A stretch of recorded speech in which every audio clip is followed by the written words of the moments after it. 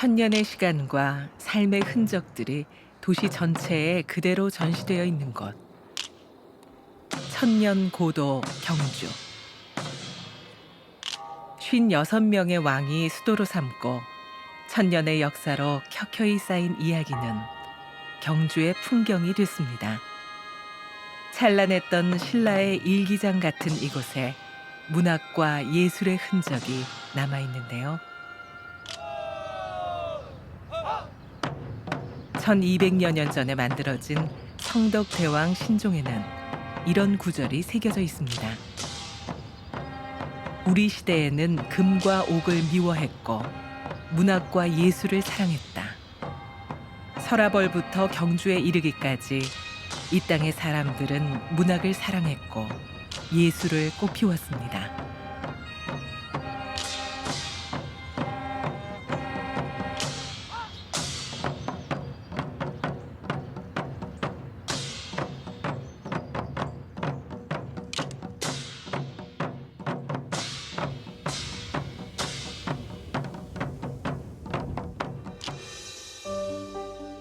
경주에서 나고 자라 고향을 배경으로 숱한 문학 작품을 남긴 대표적인 문인으로는 소설가 김동리와 시인 박목월이 있는데요.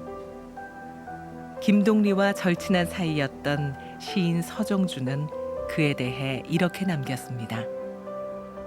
무슨 일에서건 지고는 못 견디던 한국 문인 중에 가장 큰 욕심꾸러기. 어여쁜 것 앞에서는 매양 몸살을 앓던 탐미파 중에 탐미파. 신라 망한 뒤에 패도에 떠오른 기묘하게도 아름다운 무지개요. 김동리 선생은 60년이라는 긴 창작의 세월 동안 끊임없이 고향의 이야기를 문학으로 재현했습니다. 소설 무녀도는 경주의 세 개의 주요 하천이 합류하면서 생겨난 깊고 푸른 소, 예기소를 배경으로 쓴 작품인데요. 그는 예기소를 이렇게 회상했습니다. 어릴 때 개천가에서 그 수렁과 수렁 위에 흐린 물을 바라보면 모든 과거와 모든 죽음이 그 속에 다 들어있을 것만 같아 가슴이 북받쳐 오르곤 했다.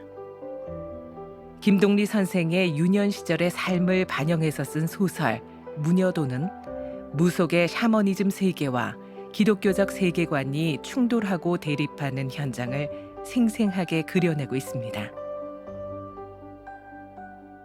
무녀도가 바로 여기에서 나왔습니다. 거기에 동리 선생이 살고 있는 언덕을 넘어보면은 그 건너편에 강이 흘러요. 그 애기청수라는 맑은 물이 있는데 이게 결국 무녀도의 배경이 됩니다. 무녀 모화. 그녀에게는 오래전 집을 떠난 아들이 있었는데요. 어느 날 다시 돌아온다는 소식을 듣게 됩니다.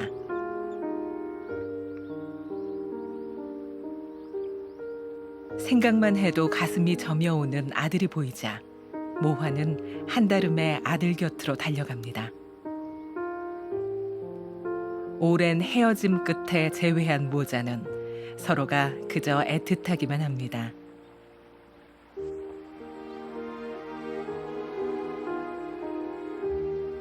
어려웠던 재회, 불안하기만 한 순간 두 사람은 집으로 향합니다.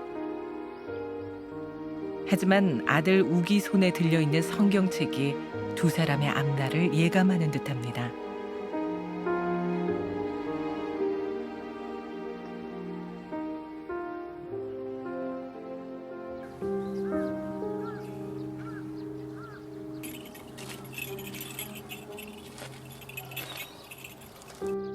두 사람이 함께하는 일상이 시작됐지만 모화와 아들 우기는 서로가 믿고 의지하는 대상이 너무나 달랐습니다. 아들 우기는 어머니 품을 떠나 방황하던 자신을 가족처럼 대해준 선교사들의 영향으로 독실한 기독교 신자가 됐습니다. 하지만 무녀인 모화는 죽은 줄로만 알았던 아들을 다시 만난 건 천지신명의 깊은 은혜라고 생각했습니다. 모화는 기독교 신자가 된 아들을 고쳐줘야 한다고 결심합니다.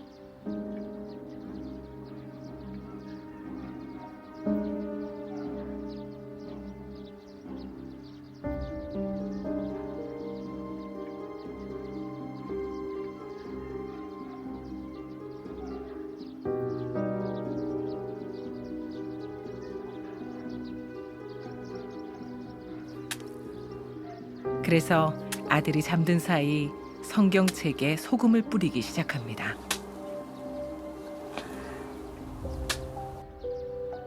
어머니의 수상한 모습을 발견한 아들. 놀라고 당황하며 성경책을 집으려고 하자 모화는 구슬하던 칼로 아들을 찌르고 맙니다. 순간의 실수로 인한 아들의 죽음. 모화는 주저앉아 넋을 잃고 맙니다.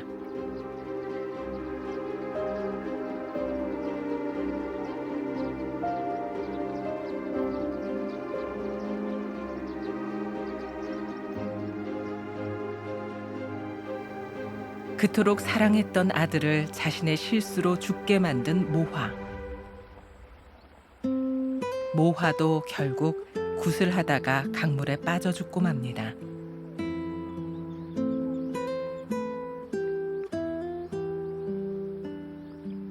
무녀도는 변화의 흐름 속에서 소멸해가는 것을 지키려던 한 사람의 비극적인 운명을 그려냈습니다.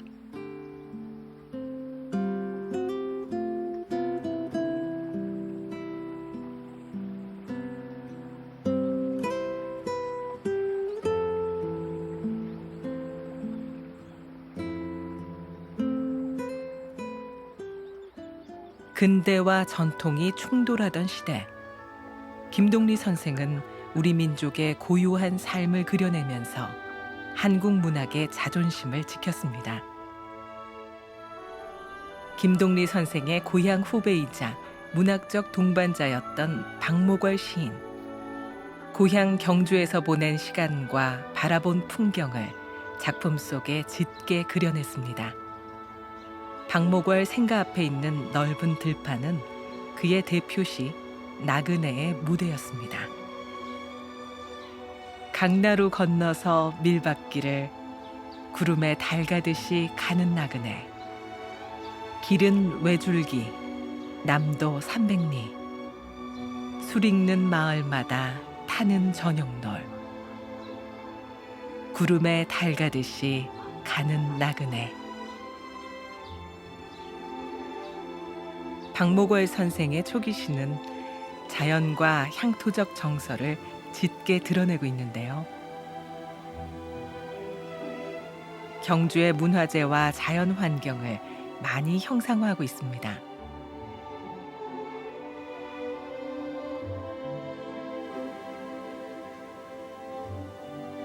박목월 선생은 산문 나와 청록집 시절에서 자신의 심정을 이렇게 회상했습니다. 나는 늘 혼자였다. 사무가 끝나면 거리로 나왔다. 거리랬자 5분만 거닐면 거닐 곳이 없었다. 반월성으로, 오릉으로, 남산으로, 분황사로 돌아다녔다. 실로 내가 버탈 것이란 황폐한 고도의 산천과 하늘뿐이었다. 자신의 고향 경주가 한국 혼을 상징하는 공간이었기 때문입니다.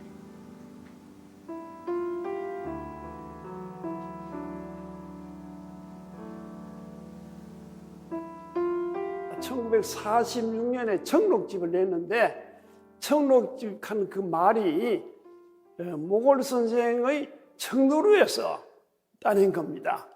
그래서 청록집이 차지하는 위치가 문단에 상당했지요. 그 다음에 1950년 중반에 목월 선생께서 산동화라는 첫 시집을 냈습니다. 첫 시집을 내자 말자 문단에서는 야단났지요. 이런 북에는 소월이요, 남에는 목월이라는 정지용 선생의 말이 맞구나. 그래서 결국 이제 그 시집으로서 모골 선생의 차원이 높아진 거지요.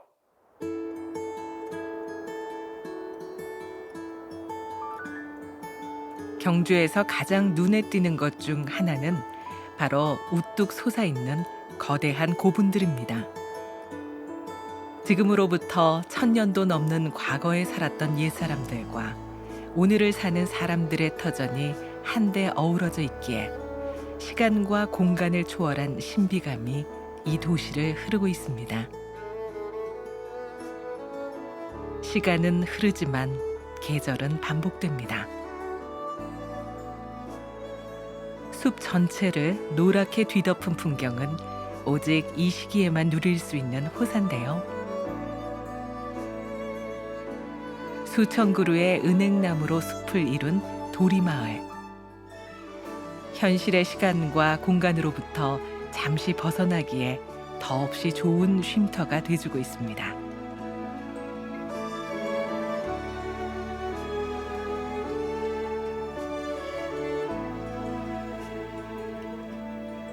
자연으로 도피하기엔 솔숲도 제격입니다. 기분 좋은 솔향이 가득한 천년 솔숲. 어느 하나 같은 모양 없이 구불구불한 소나무들이 빽빽하게 들어서 있습니다.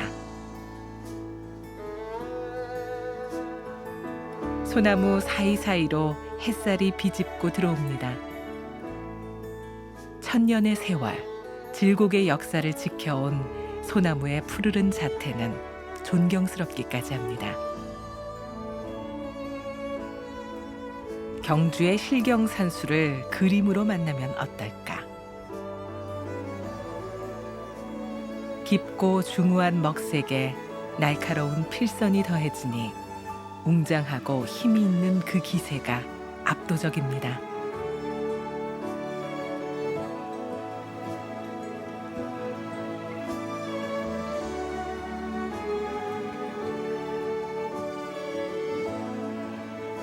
이 작품들을 그려낸 박대성 화백. 경주에 정착해서 7순이 넘는 지금까지 무려 700호가 넘는 대작을 거침없이 그려내고 있습니다. 벚꽃창신의 정신이라고 할까요? 옛것을 통해 새롭게 한다라는 의미를 가지고 있는 사자성어인데요. 화백님은 과거 선조들의 그 건축이라든가 그리고 이제 유적들을 통해서 그들의 가르침을 배우고 자신의 것으로 승화시켜서 자신의 새로운 그림을 그려내고 계십니다. 박대성 화백은 전통적인 소재와 기법을 통해 현 시대를 그려내고 있습니다. 또한 한국화를 현대화시키고 자연의 모습을 독보적인 화풍으로 이룩해내면서 올해 10월 옥관 문화 훈장을 받기도 했습니다.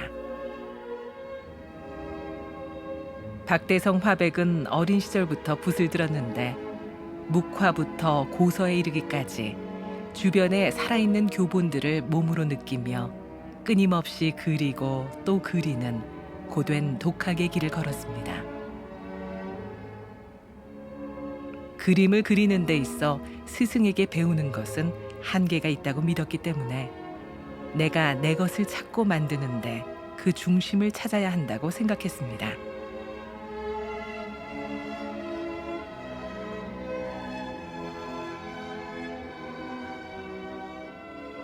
이제 오늘날 제가 이제 어느 세월이 흘러서 이 화단에 내 나름대로의 어떤 위치를 얻었을 때 생각을 했어. 내가 참 학교도 제대로 못 나왔는데 어떻게 이렇게 됐냐. 그게 단지 불편한 이 손이 하나 없다 하는 거. 여기에서 이 서성이 되는 거예요. 이 불편을 극복하기 위해서 또 남인데 무시당치 않기 위해서 여러 가지 복합적으로 노력을 많이 했다고 생각해요. 그게 오늘날 나를 만들어준 거예요. 붓은 정신성이 없으면 말을 듣지 않고 먹은 금쪽처럼 써야 한다고 했습니다. 언제가 될진 모르겠지만 먹을 쓰지 않고 그림을 그릴 때가 완전한 경지에 오른 거라는 박대성 화백. 그의 그림과 서예 작품은 우리가 잊고 있었던 수묵화, 산수화의 새로운 매력을 일깨워주고 있습니다.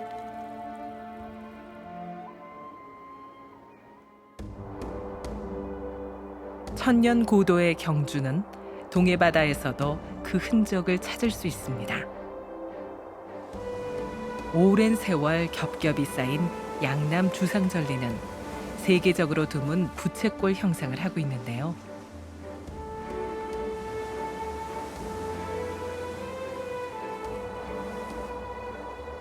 파도와 바람이 만든 자연의 예술품이 강렬한 햇살 조명 아래 빛나고 있습니다.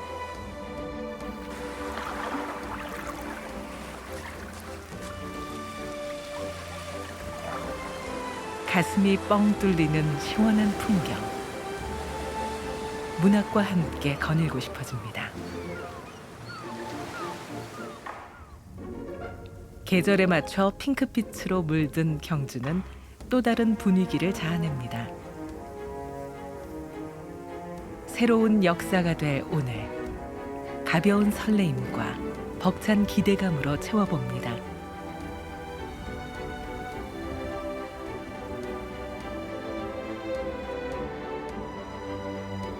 옛 신라인들의 멋과 기상은 음악으로도 표현됐습니다.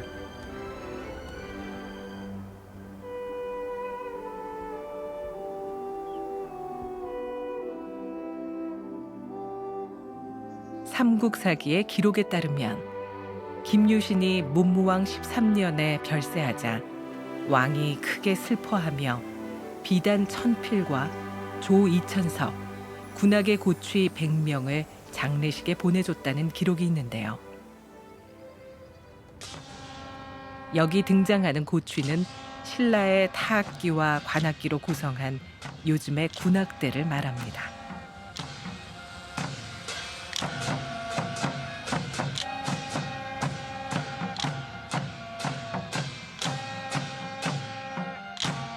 신라 시대의 왕의 행차나 외국 사신 접견 등 큰 행사를 치르기 위해 만들어졌던 집단입니다.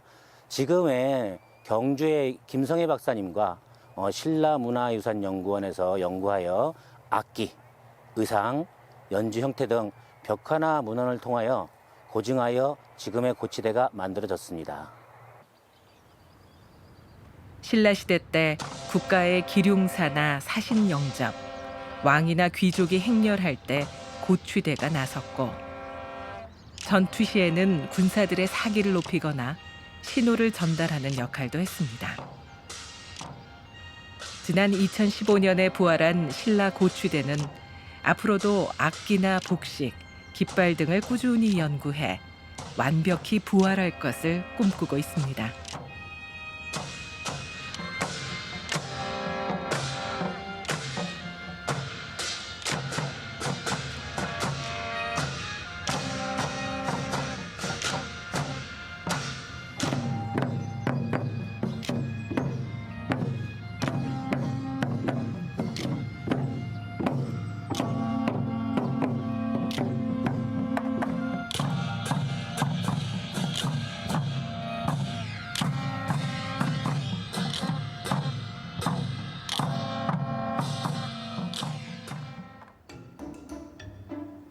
전국에서 유일하게 손명주를 생산하는 마을이 있습니다. 명주 마을에 거주하는 20여 가구 주민들은 전통 방식으로 손명주 짜는 일을 멈추지 않고 있는데요.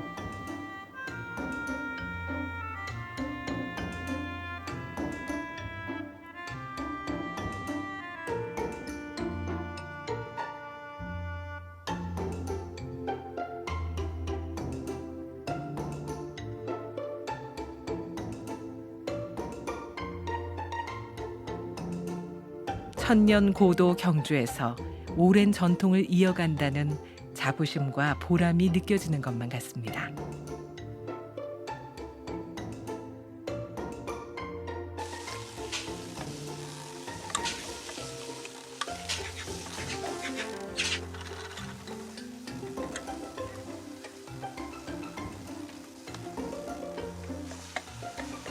광택과 촉감이 좋고 부드러우면서도 따뜻한 비단. 옷 한 벌 완성하는 일이 결코 쉬울 것 같지 않은데요.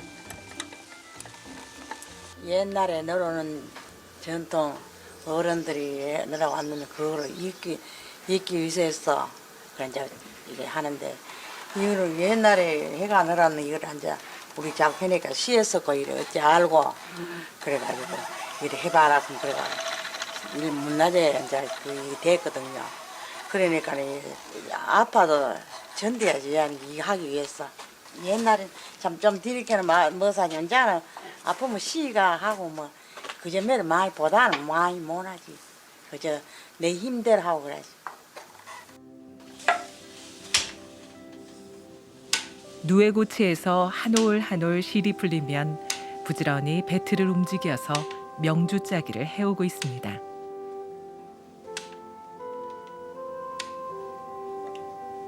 전통 문화를 이어간다는 자부심 하나로 수십 년 동안 반복해온 일. 이 배틀 소리가 멈추는 날이 오지 않길 바라봅니다.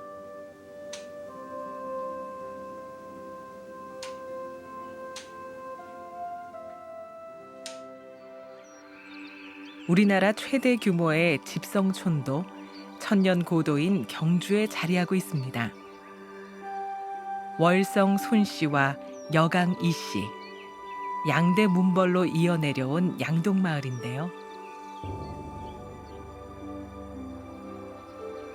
양동마을 안골 중심에 위치한 서백당은 규모와 격식을 갖춘 대규모 가옥입니다.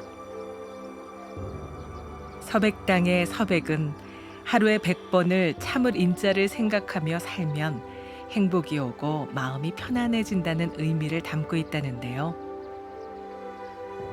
우리의 옛 한옥, 삶을 사는 지혜를 품고 서 있습니다.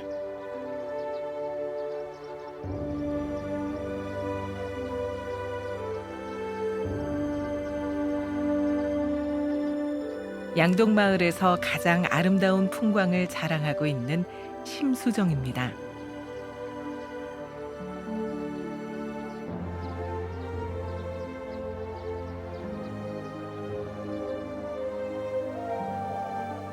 일곱 칸의 대청과 양편으로 방을 둔 팔짝집인데 서쪽 방 옆으로는 난간이 있는 누마루를 뒀습니다.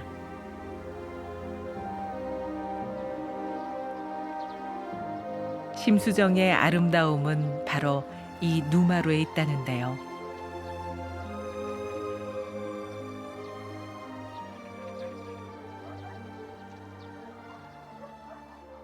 이 건물에서 가장 특징적인 거는 이 건물이 만들어진 그 배경을 보면은 회제 이연적 선생의 동생 농제 이영갈 선생을 추모해서 만든 정자이기 때문에 이 건물의 누마루에 앉아서 북측을 바라보게 되면 바로 향단 사랑채가 보이게 됩니다.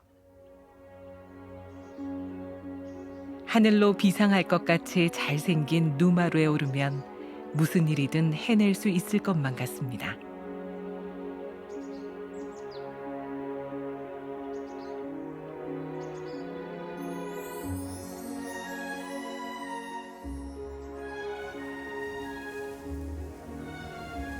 양동마을에서 풍수지리학적으로 가장 길지로 여겨지는 터에 무첨당이 있습니다.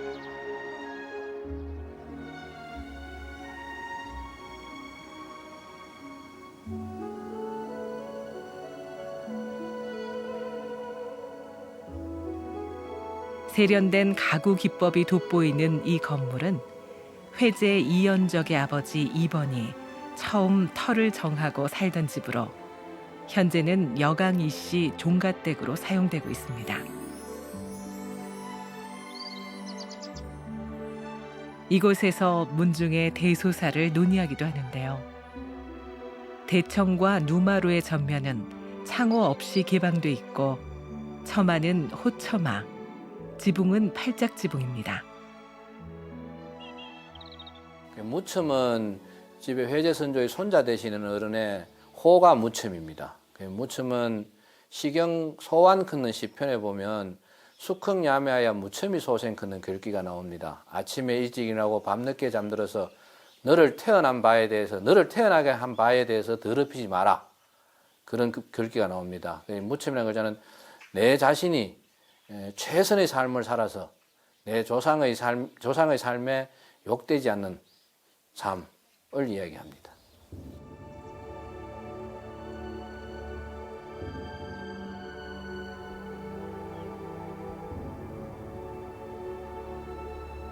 문학과 예술, 자연을 따라 흐르고 있는 천년 고도. 경주는 장구한 역사를 움켜쥔 채 또 다른 새로운 역사를 써내려가고 있습니다.